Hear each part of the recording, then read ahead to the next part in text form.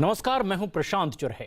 Israel और Hamas के बीच जंग तो थम गई है, लेकिन जंग थमने के साथ ही इजरायली सेना का ऐसा राज पहली बार दुनिया के सामने आया जिसे देखकर हर कोई हैरान है।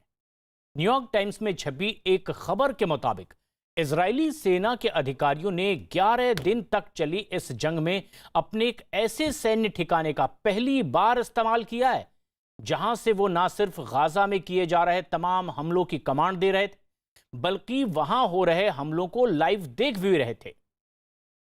फोर्ट्रेस ऑफ ज़ायोन यानी कि इजरायली सेना का वो अभेद्य किला जिसकी बदौलत वो पूरे पश्चिम एशिया पर नजर रख सकता है।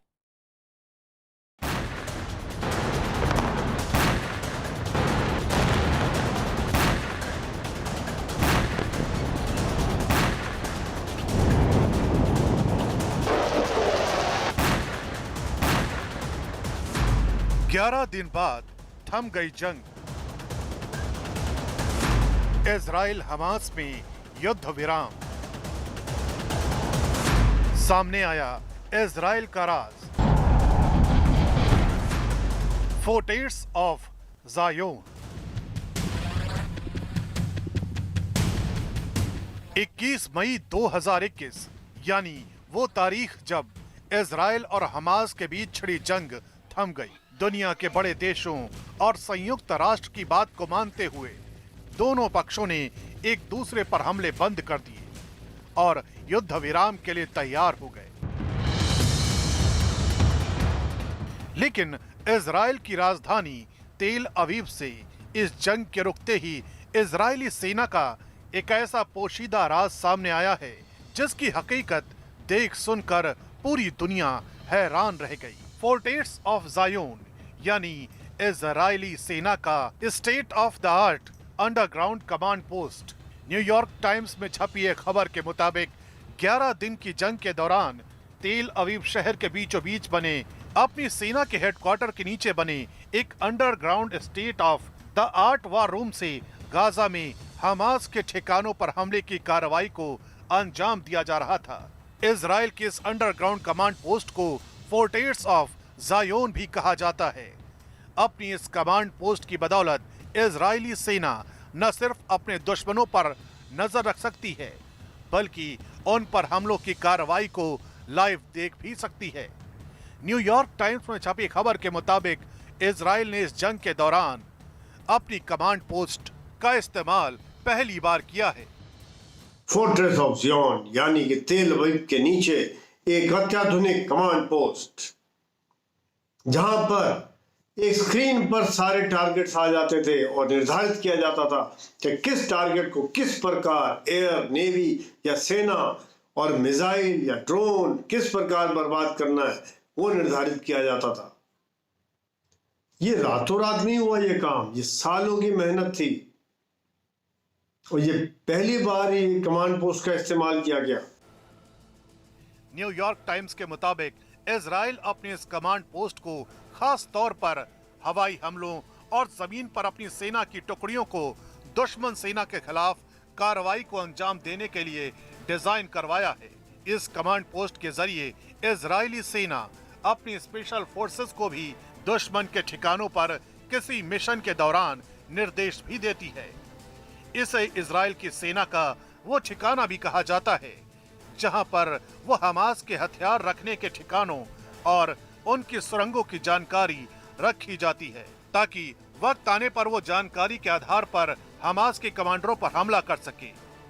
न्यूयॉर्क टाइम्स की रिपोर्ट के मुताबिक इजराइल के इस अंडरग्राउंड कमांड पोस्ट में आमतौर पर 300 से 400 सैन्य अधिकारी तैनात रहते हैं, लेकिन 11 दिन की इस जंग के दौरान उनमें से हर सैन्य अधिकारी यहीं पर रहकर हमास पर हमलों की कार्रवाई को अंजाम दे रहे थे। पूरी इंटेलिजेंस आती है जगह जगह डिफरेंट सोर्सेज से, सैटेलाइट से, एयर से, ग्राउंड से, इनके एजेंट्स के द्वारा वो सारी जो खबर आती है कंपाइल की जाती है और लिस्ट बनती है।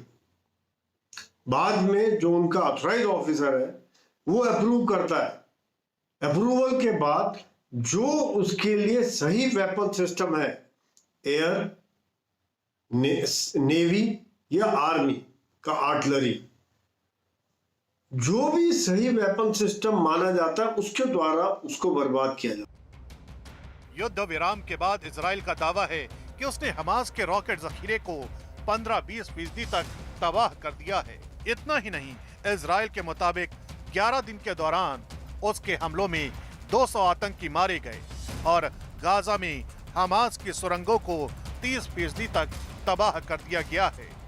न्यूयॉर्क टाइम्स की रिपोर्ट के मुताबिक इजरायली सेना के इस फोर्ट्रेस ऑफ ज़ायोन को बनाने में 10 साल का वक्त लगा।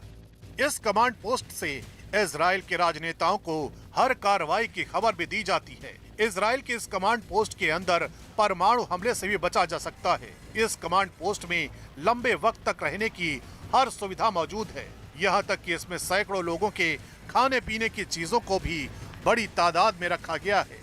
इस कमांड पोस्ट में एक जिम, एक सिनेगॉग, बड़ी किचन, कई डाइनिंग रूम के अलावा लोगों के रुकने के लिए कई बेडरूम हैं। इसके अलावा इस कमांड पोस्ट में दुनिया के अलग अलग देशों का वक्त बिताने के लिए कई घड़ियों को खास तौर पर लगवाया गया है। कमांड पोस्ट के एक पूरे फ्लोर पर इजरायली सेना के बड़े सैन्य अधिकारियों के रहने की व्यवस्था की गई है। इसी फ्लोर पर इजरायली सेना के चीफ ऑफ स्टाफ के लिए अलग से एक कमरा बनवाया गया है। इस कमांड पोस्ट में इजरायली सेना के इंटेलिजेंस विंग के कई अधिकारी काम कर रहे हैं और यहीं पर रहते भी हैं। दरअसल इजराइल पर पहले से ही ये आरोप लगते आए हैं कि वो अपने किसी गुप्त ठिकाने के जरिए गाजा में हमलों को अंजाम दे रहा है और उनके इन हमलों में बेगुनाह फिलिस्तीनी नागरिक मारे जाते हैं। लेकिन इजराइल का कहना है कि हमास के आतंकी उसके हमलों से बचने के लिए अपने ठिकानों को जानबूझकर ऐसी जगहों पर बनाते हैं जो रिहायशी इलाके होते हैं। इतना ही नहीं, इजरायली सेना के मुताबिक वो हमले करते वक्त इस बात का ख्याल रखती है कि उसके हमलों में किसी नागरिक की जान न जाए। टारगेट का चयन करते समय यह भी ध्यान रखा जाता था कि सिविल कैजुअल्टी नहीं हो।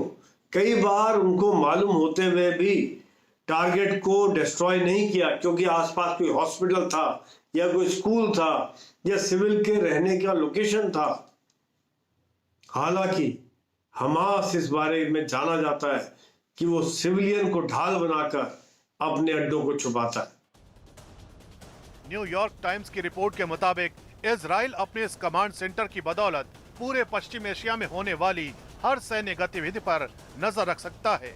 यानी इजराइल ने अपने दुश्मन देशों पर नजर रखने और उनसे जंग के दौरान इस्तेमाल करने के लिए एक ऐसा महफूज सैन्य ठिकाना बनाया है जहां से उसकी सेना दुश्मनों को नेस्त नाबूद कर सकती है।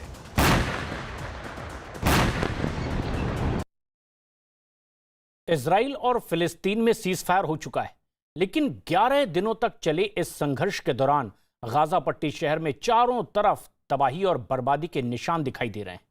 इस संघर्ष के दौरान करीब 50,000 से ज्यादा लोगों को अपने अपने घरों को छोड़कर भागना पड़ा। अब वो लोग लौट तो रहे हैं, लेकिन उनकी आंखों में उनके टूटे हुए सपने और कभी न थमने वाले आंसू भी हैं, क्योंकि जुनून के इस जंग ने न जाने कितनी ही जिंदगियों को उनके अपने बारूद से बर्बाद हुआ गाजा शहर, बर्बादी के साए में सशक्ति जिंदगी। I get scared, but not really that much. I do anything for my people, but I don't know what to do. I'm just 10. 11 दिनों में तबाह हुए हजारों सपने।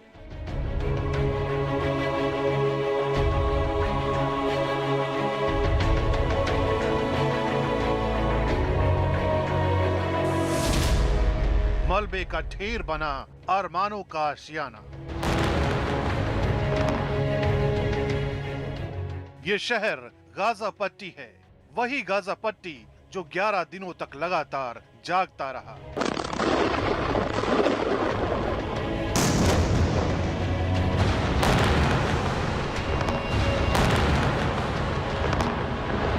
जिसके आसमान में पूरे 11 दिनों तक मौत बरसती रही।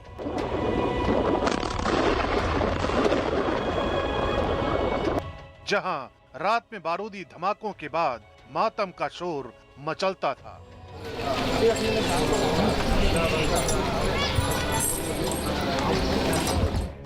यहाँ की जमीन पर अब ऐसी ही तस्वीरों की भीड़ देखने को मिल जाएगी।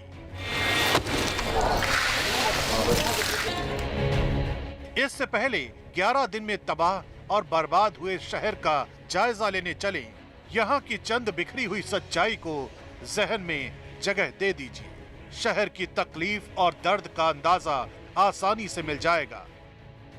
धूल और धुएं की गर्द में सराबोर ये कपड़े का खिलौना शायद पूरे शहर के हाल और हालात का पता दे देता है।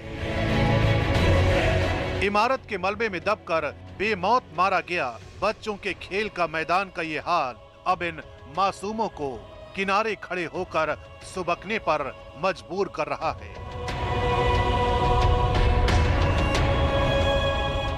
यहाँ कभी किसी के अरमानों का आशियाना था, इस वक्त आंसुओं में डूबी इन नजरों के सामने इनके टूटे हुए सपनों के टुकड़े मलबे की शक्ल में यहाँ ढेर हो गए हैं। शहर की तबाही और बर्बादी की गवाही इस मकान से निकलकर ये धुआं तमाम जमाने के सामने खुले आसमान तले उस दर्द की गवाही दे रहा है जो आग बनकर यहाँ के लोगों के दिलों में शायद अब भी धधक रही हो। ये बर्बादी और बदकिस्मती इस शहर की किस्मत बन चुकी है और दुश्वारियों से घिरा ये गाजा शहर अजीब कश्मकश से गुजर रहा है। बावजूद इसके ताकत की जोर आजमाइश अब भी जारी है। कहीं इस बात का जश्न है कि 11 दिनों की जंग ने उनका रुतबा बुलंदियों पर पहुंचा दिया।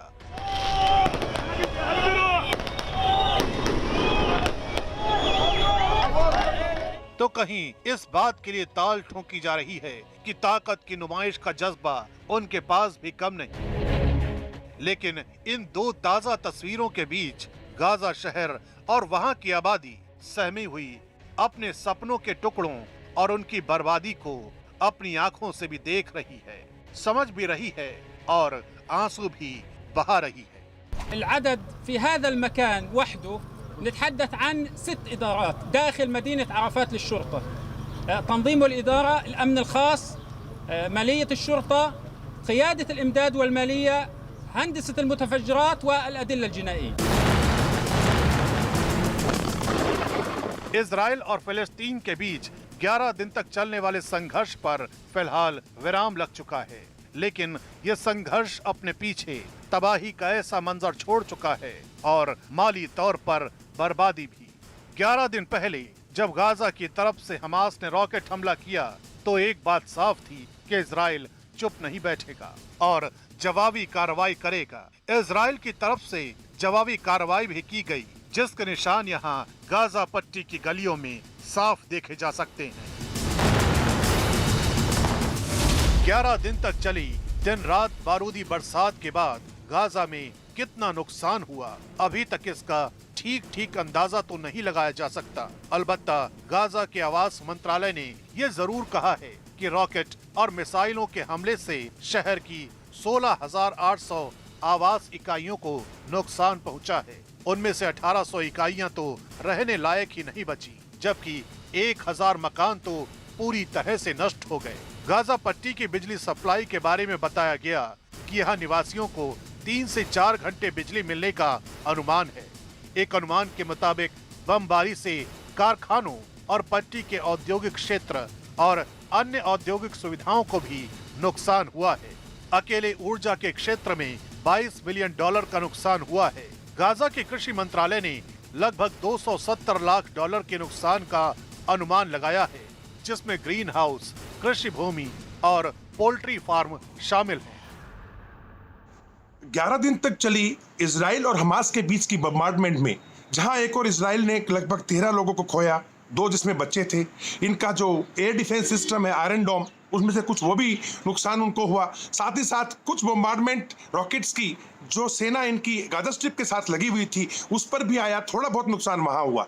लेकिन गाजा स्ट्रिप के अंदर जो पैलेस्टाइन लोग हैं उसमें लगभग 240 सिविलियन मारे गए, 63 के करीब जिनमें से बच्चे थे और बड़ी संख्या में महिलाएं भी थी। इसके अलावा हमास जो एक आतंकी संगठन है जिसके खिलाफ बम्बार्डमेंट की जा रही थी, उसका लगभग 90% इंफ्रास्ट्रक्चर तोड़ दिया गया। रोड्स, हॉस्पिटल की तरफ जाने वाली रोड्स, इनके रॉकेट्स बनाने की जो फैक्ट्रियां हैं, हमास का जो अंडरग्राउंड टनल चैनल है जिसके अंदर ये टनल्स के अंदर छुप के बैठ जाते थे वो, साथ ही साथ इनके बड़े पैमाने पे इनके लीडर्स, बिजली बनाने वाले बिजली घर, बड़ी संख्या में बम्बार्डमेंट के अंदर इजराइल ने तहस नहस मचाई।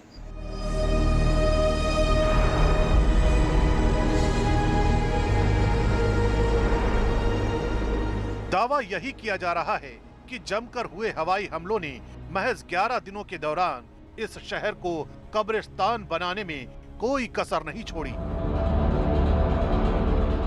अल्फाज और दस्तावेजों की गवाही से भी गाजा की हकीकत को समझना मुश्किल है।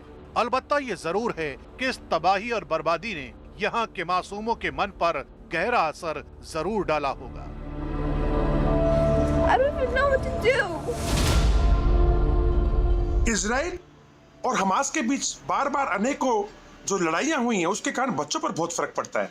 जहां तक इजराइल का सवाल है, उनके बच्चे एक कंबाइंड फैमिली सिस्टम में रहते हैं, इनके पास बहुत अच्छे अंडरग्राउंड बॉम्ब शेल्टर्स हैं, अंडरग्राउंड ही इनके health care, mental care systems बने हुए हैं जो बच्चों को जो है मेंटल केयर देते हैं। साथ ही साथ में एक विश्वास जो आयरन डोम एयर डिफेंस सिस्टम पर इन नागरिकों को भी, इजराइल के बच्चों को भी बना हुआ है कि कोई भी रॉकेट हमारे ऊपर नहीं, ये आयरन डोम नहीं आने देंगे, उससे बच्चे वहां पर काफी सुरक्षित महसूस करते हैं।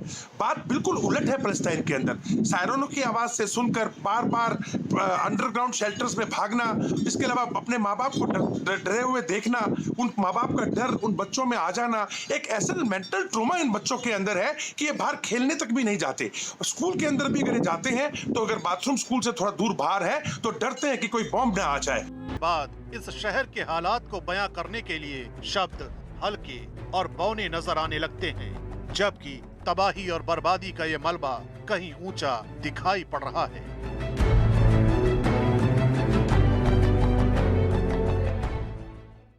और अब बात प्रधानमंत्री नरेंद्र मोदी के डिजास्टर मैनेजमेंट की। देश में कोरोना की दूसरी लहर के साथ साथ देश के कुछ राज्यों में टाउटे तूफान का भी कहर देखा। और प्राकृतिक आपदा पर किसी का बस तो वैसे नहीं चलता, लेकिन हाँ, वक्त रहते लोगों को इसकी तबाही से जरूर बचाया जा सकता है। और प्राकृतिक आपदाओं के दौरान प्रधानमंत्री मोदी ने हमेशा से लोगों को राहत और बचाव कार्यों पर जोर दिया है। लिहाजा टाउटे के गुजर जाने के बाद भी अब जब पश्चिम बंगाल और ओडिशा पर यास तूफान का खतरा दस्तक दे रहा है, तो पीएम मोदी खुद उन इलाकों में रहने वाले लोगों की सुरक्षा के लिए आपदा प्रबंधन का हर अपडेट खुद ले रहे हैं।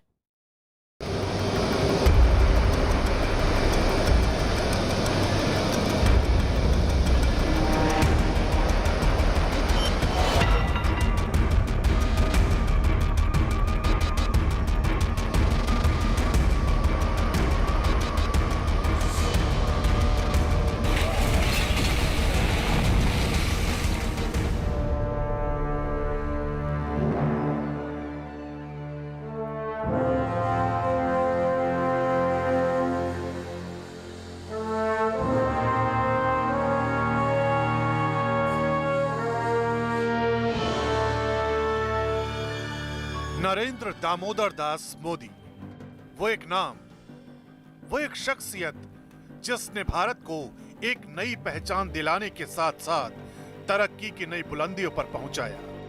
सच तो यह है कि प्रधानमंत्री नरेंद्र मोदी के नेतृत्व में भारत ने महज 7 साल में विकास के नए आयाम, नई बुलंदी को छुआ। लेकिन विकास की इस रफ्तार पर अचानक एक वायरस की वजह से ब्रेक लग गया। साल 2020 में कोरोना वायरस ने पूरी दुनिया के साथ साथ भारत को भी मुश्किलों के एक दौर में धकेल दिया। कोरोना के खिलाफ देश मजबूती के साथ लड़ रहा है और प्रधानमंत्री खुद इस जंग की अगुवाई कर रहे हैं। लेकिन 21 मई को अपने संसदीय क्षेत्र वाराणसी के डॉक्टरों से बात करते हुए जब उन्होंने कोरोना की दूसरी लहर में अपनी जान गंवाने वाले देशवासियों को श्रद्धांजलि दी, तो वो भी भावुक हो गए। अपने परिवार के कई सदस्यों को नहीं बचा पाए। इस वायरस ने हमारे कई अपनों को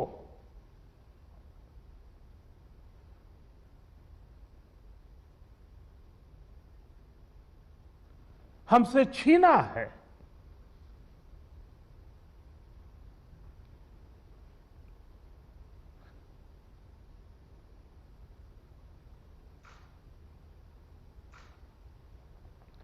मैं उन सभी लोगों को अपनी विनम्र श्रद्धांजलि देता हूं और उनके परिजनों के प्रति सांत्वना व्यक्त करता हूं।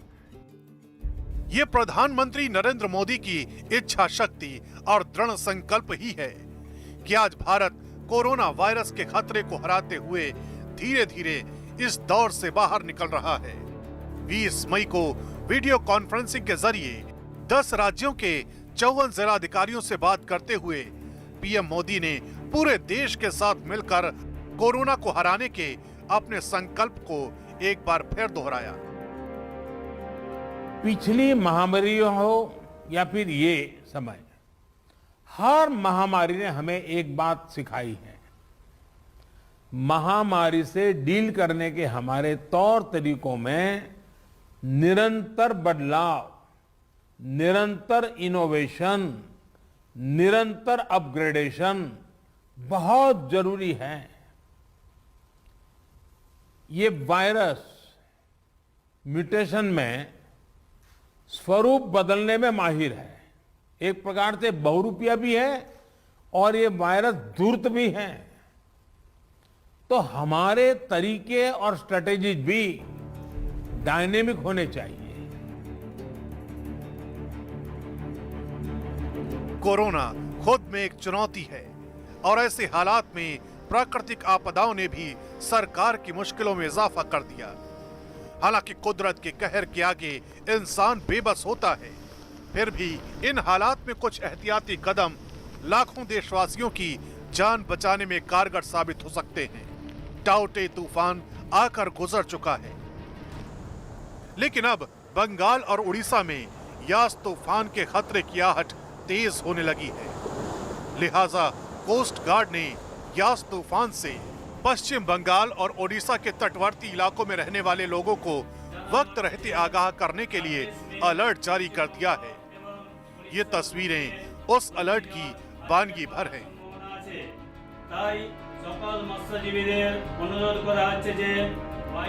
भारतीय मौसम अनुसंधान विभाग के मुताबिक यास चक्रवाती तूफान बंगाल की खाड़ी में तैयार हो रहा है और 25 से 27 मई के बीच पश्चिम बंगाल, ओडिशा और बांग्लादेश के तटीय इलाकों से टकरा सकता है। लिहाजा भारतीय कोस्ट गार्ड रेडियो और अपने एयरक्राफ्ट के जरिए बंगाल की खाड़ी में मौजूद तमाम जहाजों को लगातार मौसम खराब होने की जानकारी वेरी हाई फ्रीक्वेंसी पर जारी कर रहे हैं और उन्हें तट पर वापस आने को कहा जा रहा है। न्यूज 18 इंडिया की टीम ने यास तूफान से निपटने के लिए MET यानी मौसम अनुसंधान विभाग की तैयारियों का जायजा। अभी अंडमान सी, पूर्व केंद्रीय बंगोपसागर और दक्षिण पूर्व बंगोपसागर में स्क्वाली वेदर चल रहा है। Wind speed 45 to 55 kilometre per hour, gusting to 65 kilometre per hour चल रहा है। Sea condition rough to very rough है, इसलिए ये अभी फिशरमैन, ट्रॉलर, स्मॉल शिप्स के लिए सेफ नहीं है और ये कंडीशन और ज़्यादा खराब होगा कल ऑन 24th और 25th जब ये साइक्लोन धीरे धीरे इंटेंसिफिकेशन होगा। तो इसलिए अप टू 24th इस एरिया में फिशरमैन और ट्रॉलर शिप्स, स्मॉल शिप्स वगैरह नहीं जाना चाहिए। मानसून को लेकर अभी अंदाज़ा नहीं लगाया जा रहा है, लेकिन पहले ताउते और उसके बाद यास, ये दोनों जो है खासा मुश्किलें पेश कर सकता है। जो मौसम विभाग है वो लगातार समय से पहले जो है इस तरीके की चेतावनी जारी कर रहा है और उसी के हिसाब से जो स्टेट एजेंसियां हैं वो अपनी तैयारी पूरी कर रहे हैं। न्यूज 18 इंडिया की टीम ने यास से निपटने के लिए ICG यानी इंडियन कोस्ट गार्ड के DG ऑपरेशंस KR सुरेश से बात की। बंगाल की खाड़ी में एक सिस्टम बोलते हैं उसको, वो डेवलप होने की संभावनाएं हैं। एक लो प्रेशर जो 22-23 तारीख तक डेवलप हो सकता है और आगे बढ़कर वो एक तूफान में बदल सकता है। इस बेसिक सोच को ही दिल में लेकर हम लोगों ने कल सुबह, दैट इज 18 तारीख के सुबह ही, हमारे जो है कोस्ट गार्ड के कमांड सेंटर्स हैं, रेस्क्यू कोऑर्डिनेशन सेंटर्स हैं, नॉर्थ ईस्ट कलकत्ता में हैं, चेन्नई में हैं, विशाखापट्टनम में, उन सबको हमने ऑलरेडी तैनात कर दिया। और उन लोगों ने स्टेट एडमिनिस्ट्रेशन हो या फिशरीज अथॉरिटी हो या शिपिंग अथॉरिटीज़ हो, पोर्ट अथॉरिटीज़ हो, ऑफशोर डेवलपमेंट एरिया के जो अथॉरिटीज़ हों, सभी लोगों को हमने वार्निंग्स ये पहले ही बोल दिया है कि ऐसे हो सकता है, आप क्लोज नज़र रखिए और जो जो प्रिवेंटिव स्टेप्स, प्रिकॉशनरी स्टेप्स लेना है समय पर ले लीजिए।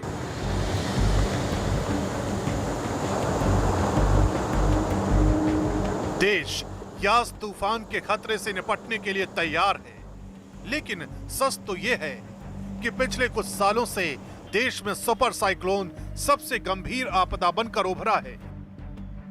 इसलिए जब टाउटे तूफान से गुजरात और दीव को सबसे ज्यादा नुकसान पहुंचा, तो पीएम मोदी ने आनन फानन में वहां का हवाई सर्वेक्षण करने का फैसला ले लिया। इतना ही नहीं, जब टाउटे तूफान भारतीय तट से कोसों दूर था, तब 15 मई को पीएम मोदी ने एक उच्च स्तरीय बैठक बुलाई थी। तूफान को लेकर उन्होंने महाराष्ट्र, गुजरात और गोवा के मुख्यमंत्रियों तथा दमन, दीव और दादरा नगर हवेली के प्रशासकों से फोन पर बात भी की और लगातार उनके संपर्क में भी रहे। इस दौरान प्रधानमंत्री मोदी ने चक्रवात से जिन स्थानों को प्रभावित होने की संभावना थी, उन जगहों के अस्पतालों में कोविड प्रबंधन, टीकाकरण, बिजली की कमी न होने और आवश्यक दवाओं के भंडारण के लिए विशेष तैयारियों पर जोर दिया था। इतना ही नहीं, टाउटे ने गुजरात और दीव में भारी तबाही मचाई। लिहाजा पीएम मोदी ने खुद गुजरात और दीव में चक्रवाती तूफान टाउटे से हुए नुकसान का जायजा लिया और अब यास तूफान के लिए आपदा प्रबंधन की तमाम जानकारियां भी प्रधानमंत्री मोदी ले रहे हैं। यास से लोगों को बचाने और उन्हें सुरक्षित स्थानों पर शिफ्ट कराने का अपडेट लेने के बाद प्रधानमंत्री मोदी ने एक ट्वीट किया। चक्रवात यास से निपटने की तैयारियों की समीक्षा की। प्रभावित क्षेत्रों में रहने वाले लोगों की सहायता के लिए विभिन्न प्रयासों के बारे में मुझे जानकारी दी गई। मैंने लोगों को सुरक्षित जगहों पर ले जाने के साथ साथ बिजली और संचार नेटवर्क को बाधित न करने पर जोर दिया। साथ ही ये सुनिश्चित करने पर भी जोर दिया कि प्रभावित क्षेत्रों में कोविड-19 के मरीजों का इलाज चक्रवात के कारण प्रभावित न हो। सभी की सुरक्षा और सलामती के लिए प्रार्थना।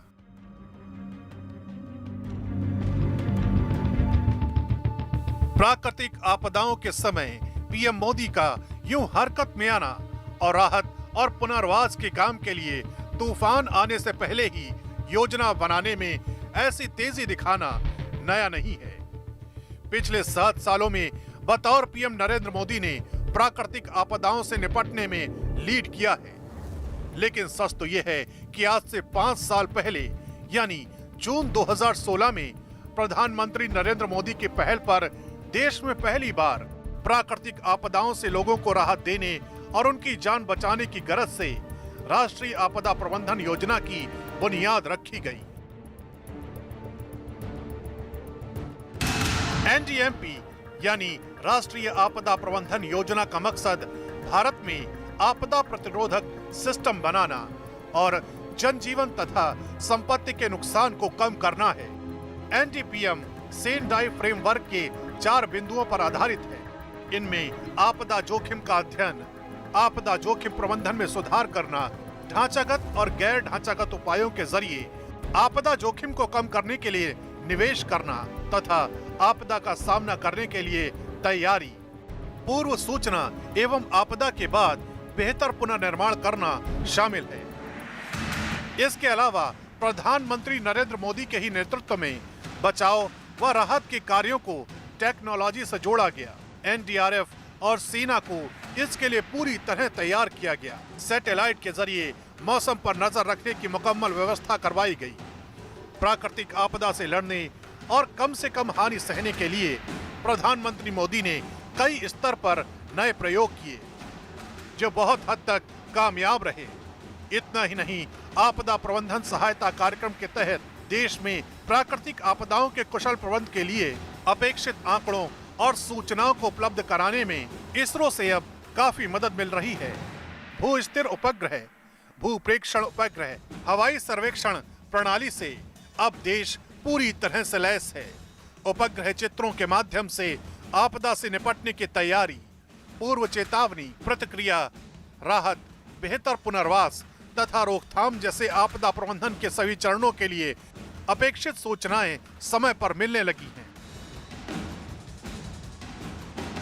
सच तो यह है कि पीएम मोदी देश की जनता पर आने वाली मुश्किलों को लेकर बेहद संवेदनशील है और उन्हें जनता के हित में फैसला लेने में जरा भी वक्त नहीं लगता।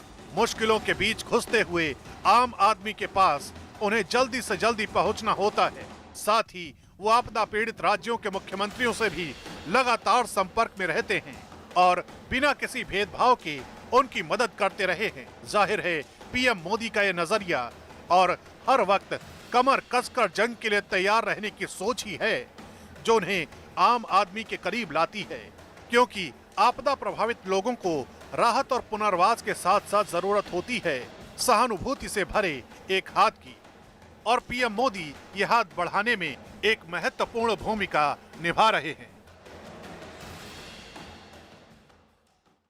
प्राकृतिक आपदाओं के समय पीएम मोदी का यूं हरकत में आना और राहत और पुनर्वास के काम के लिए तूफान आने से पहले ही योजना बनाने में ऐसी तेजी दिखाना कोई नया नहीं है।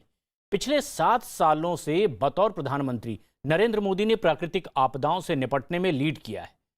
आज से 5 साल पहले यानी कि जून 2016 में प्रधानमंत्री नरेंद्र मोदी की पहल पर ही देश में पहली बार प्राकृतिक आपदाओं से लोगों को राहत देने और उनकी जान बचाने की गरज से राष्ट्रीय आपदा प्रबंधन योजना की बुनियाद रखी गई।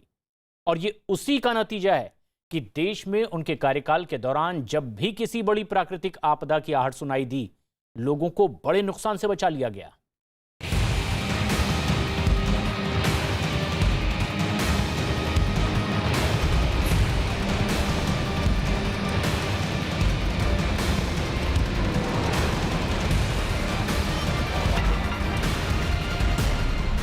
नरेंद्र मोदी ने प्राकृतिक आपदाओं से निपटने में हमेशा लीड किया है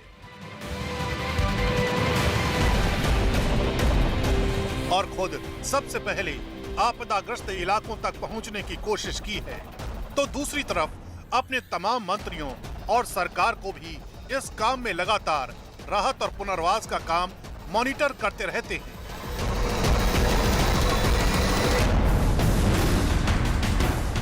ये प्रधानमंत्री नरेंद्र मोदी का हीलिंग टच ही है जो उन्हें दूसरे राजनेताओं से अलग करता है।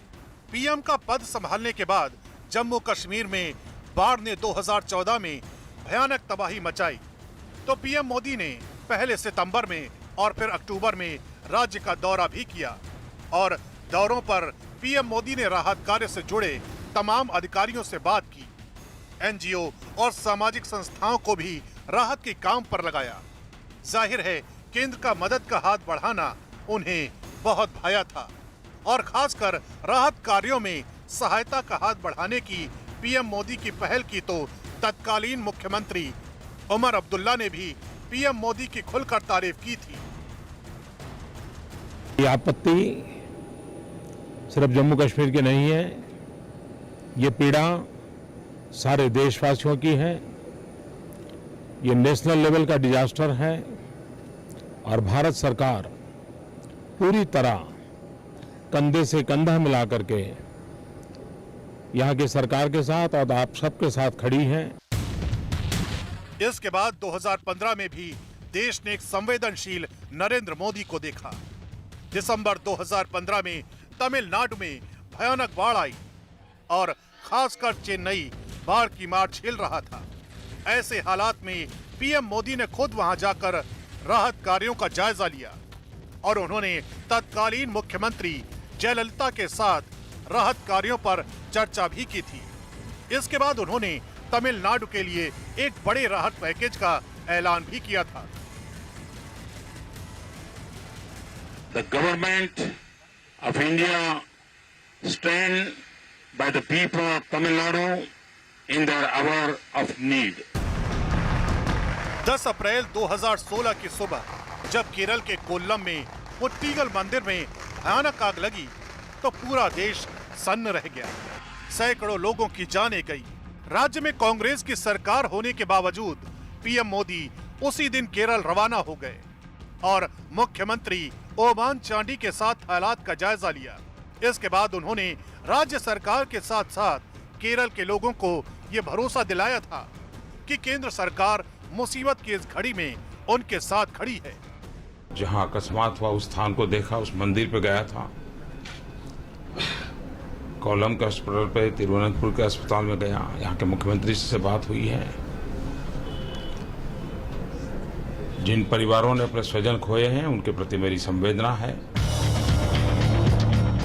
2 साल बाद यानी साल 2018 में एक बार फिर कयामत बरसी थी। केरल में भयानक बाढ़ आई। कुदरत के कहर की वो तस्वीरें देखकर हर कोई दहल गया था। उस दौरान भी पीएम मोदी केरल गए थे और सरकार को हर संभव सहायता और राहत मुहैया करवाई थी। ये तस्वीरें साबित करती हैं कि देश के कोई भी हिस्से में कोई भी आपदा आई हो, प्रधानमंत्री मोदी ने हमेशा फ्रंट से लीड किया है और राजनीति से ऊपर उठकर मुश्किल की घड़ी में बिना किसी भेदभाव के देश के हर नागरिक के साथ कंधे से कंधा मिलाकर खड़े रहे हैं। 2019 में लोकसभा चुनाव के दौरान ओडिशा में फानी तूफान ने भारी तबाही मचाई। चुनाव प्रचार में जुटे होने के बावजूद प्रधानमंत्री मोदी ओडिशा गए और राज्य के बाढ़ग्रस्त इलाकों का दौरा किया। इस दौरान मुख्यमंत्री नवीन पटनायक को राहत और बचाव कार्य के लिए हर संभव मदद मुहैया करवाई थी। साइक्लोन की खबर आने के तुरंत बाद भारत सरकार ने पिछले हफ्ते साइक्लोन आने से पहले 381 करोड़ रुपए रिलीज किया था ताकि तत्काल काम में आए। आज जो मेरी राज्य सरकार से बात हुई है, तत्काल उनकी रिक्वायरमेंट को ध्यान में रखते हुए 1000 करोड़ रुपीज 1000 करोड़ रुपीज और रिलीज किया जाएगा। मई 2020 में जब देश कोरोना से जूझ रहा था तो पश्चिम बंगाल और ओडिशा को अम्फन तूफान से भारी नुकसान हुआ था। ऐसे हालात में भी पीएम मोदी ने खुद पश्चिम बंगाल और ओडिशा जाकर न केवल बाढ़ग्रस्त इलाकों का दौरा किया बल्कि बचाव और राहत कार्यों को भी देखा। इसके साथ साथ दोनों राज्यों के लिए उन्होंने फौरन एक बड़े राहत पैकेज को भी रिलीज कर दिया था। मैं इससे संबंधित सभी लोगों से संपर्क में था। भारत सरकार भी सतत राज्य सरकार के संपर्क में थी। साइक्लोन का नुकसान कम से कम हो, इसके लिए जो भी आवश्यक कदम उठाने चाहिए उसके लिए राज्य सरकार और केंद्र सरकार ने मिलकर के भरसक प्रयास किया। 7 फरवरी 2021 यानी वो दिन जब उत्तराखंड में एक बार फिर तबाही का मंजर देखा। उत्तराखंड के चमोली में ग्लेशियर के टूटने से एक बड़ा हादसा हुआ था। ग्लेशियर टूटने की वजह से धौली गंगा नदी में आई बाढ़ के बाद भारी नुकसान हुआ था। उत्तराखंड त्रासदी के दौरान पीएम मोदी पश्चिम बंगाल के हल्दिया में थे, लेकिन वो अपने व्यस्त कार्यक्रमों के बीच भी उत्तराखंड के मुख्यमंत्री से लगातार बात करते रहे और वहां जारी राहत और बचाव कार्य की खबर का हर अपडेट लेते रहे। उत्तराखंड के साहसी लोग के लिए मैं प्रार्थना कर रहा हूं, बंगाल प्रार्थना कर रहा है, देश प्रार्थना कर रहा है। सच तो ये है कि प्रधानमंत्री नरेंद्र मोदी ने एक बार नहीं बल्कि प्राकृतिक आपदाओं के दौरान हर बार जिस तरह की नेतृत्व कला का प्रदर्शन किया है, दुनिया उसकी कायल हो चुकी है। आज भी देश कोरोना की दूसरी लहर से जूझ रहा है तो प्रधानमंत्री मोदी दृढ़ संयम दिखाते हुए देश के हर नागरिक का हौसला बढ़ा रहे हैं। और अब जब टाउटे के बाद यास तूफान खतरे की दस्तक दे रहा है तो प्रधानमंत्री मोदी के नेतृत्व में इस खतरे से निपटने की तैयारी पूरी कर ली गई है। यानी मोदी है तो हर आपदा पर जीत मुमकिन है।